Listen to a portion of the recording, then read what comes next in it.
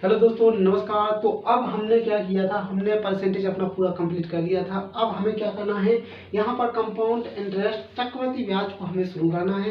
इस चैप्टर में भी हम उतनी ही मेहनत करेंगे जितनी हमने परसेंटेज में की थी, और बेहतर भी जानेंगे एक अनुभव के साथ कि हमने किस तरह से अपने परसेंटेज पर मेहनत की थी, और अब हम किस तरह से अपने इस कंपाउंड इंटरेस्ट और सिंपल इंटरेस्ट पर किस तरह से मेहनत करेंगे, ये आपको देखने को मिलेगा आगे की क्लासों में। और यहाँ पर बेसिक इन्फॉर्मेशन मैंने यहाँ पर लिख दी है, इस पर मैं आपको रूबरू कराता हूँ, क्योंकि यहाँ पर कुछ प्रश्न ऐसे भी यहाँ पर एग्जाम में आए हैं जो कि ना के बराबर थे। यहाँ पर कई बार तो ये वाला फॉर्मूला जो कंपाउंड इंटरेस्ट का फॉर्मूला होता है, कई बार तो ये भी एग्जाम में देखने को मिला है। 4 ऑप्शन दे दिए जाते हैं और पूछ लिया जाता है कि कौन सा फॉर्मूला कंपाउंड इंटरेस्ट का है सही, उसको चयन करना पड़ता है। तो कई बार विद्यार्थी वो गलत करके आ जाते हैं, क्योंकि वह इस फॉर्मूले का कभी यूज ही नहीं करते। वो अपनी ट्रिक और अनुभव के साथ प्रश्न को कम समय में सॉल्व कर लेते हैं, और कभी भी वो इस फॉर्मूले को याद नहीं करते। तो कई बार एग्जाम में पूछ लिया जाता है और क्या होता है, गलत करके आ जाते हैं। इसलिए मैंने इसको यहाँ पर लिखा दिया गया है, और यहाँ पर और सारे के सारे सूत्र यानी फॉर्मूले यहाँ पर मैंने लिख दिए हैं, जो आपके लिए एक बेहतर परफॉर्मेंस के दावेदार होंगे। इसलिए आप इन सारे के सारे फॉर्मूलों क्या कर लेंगे, नोट कर लेंगे, और फिर हम करेंगे अपने परसेंटेज की एक बेहतर शुरुआत से। हम जानेंगे कि हमें क्या लाभ मिलता है इन सभी इंफॉर्मेशन से। आगे की क्लासों में हमें किस प्रकार से अच्छी सहजता देखने को मिलती है, उसको हम आगे जानेंगे। यहाँ पर देख लीजिए, आपके यहाँ पर लिख दिया है CI लिखा है। तो CI का मतलब क्या होता है, चक्रवृद्धि ब्याज।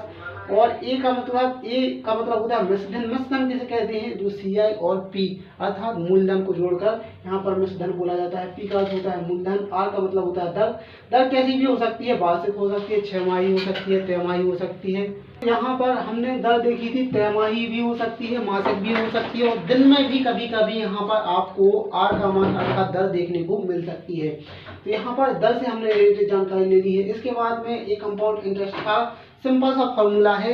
कई बार जब हम अब आपको याद होगा कि हम 10 में, 8 में, 9 में या 11, 12वीं में पढ़ते थे, तो इस वाले फॉर्मूला का उपयोग करके हम सवाल को सॉल्व किया करते थे। हालांकि इस वाले फॉर्मूले का अभी हमारे आगे वाली क्लास में दूर दूर तक सम्मान नहीं रहेगा, क्योंकि हमें व्यर्थ में समय नष्ट नहीं करना है। हमें अपने समय को बेहतर परफॉर्मेंस के साथ यहाँ पर प्रस्तुत करना है, इसलिए हम इसका उपयोग नहीं करेंगे। मैंने तो इसलिए लिखा दिया है क्योंकि यह एग्जाम में कई बार पूछ लिया गया है ये वाला फॉर्मूला। इसके बाद में ये सेकंड फॉर्मूला यहाँ पर ये लिखा है, CI बराबर क्या होता है, मिश्रधन को जब हम P अर्थात मूलधन से घटा देते हैं, तब हमारा जो क्या होता है, चक्रवृद्धि ब्याज निकल आता है।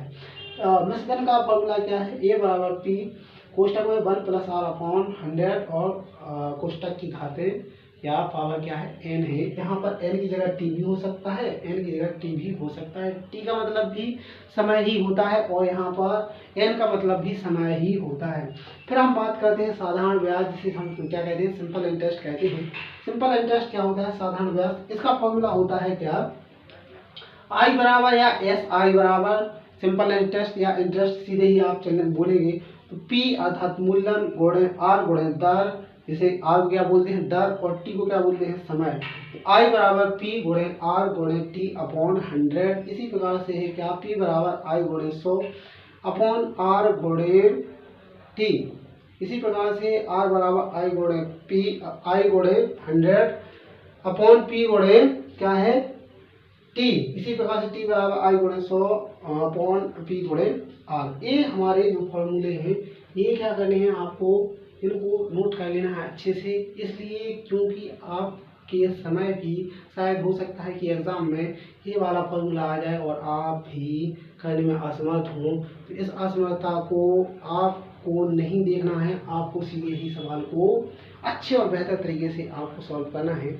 इसलिए अब मिलते हैं हम अपनी अगली क्लास में, और देखते हैं कि कंपाउंड इंटरेस्ट में और हमें कितनी बेहतर और मजबूती का भाव देखने को मिलता है। तो हम मिलते हैं अपने कंपाउंड इंटरेस्ट के अगली वाली क्लास में, और देखते हैं कि हमें किन किन कॉन्सेप्टों से सामना करना पड़ता है और कितनी सहजताएं हमें देखने को मिलती है। तो आज के लिए हम अपनी यहाँ पर इंफॉर्मेशन को रोकते हैं, और कल हम सवालों पर सवालों पर और उनकी बेसिक चर्चाओं पर क्या करेंगे, नजरें गड़ाकर बैठ जाएंगे। ठीक है ना भाई, तो आज के लिए इतना ही। धन्यवाद। जय श्री राधे कृष्णा।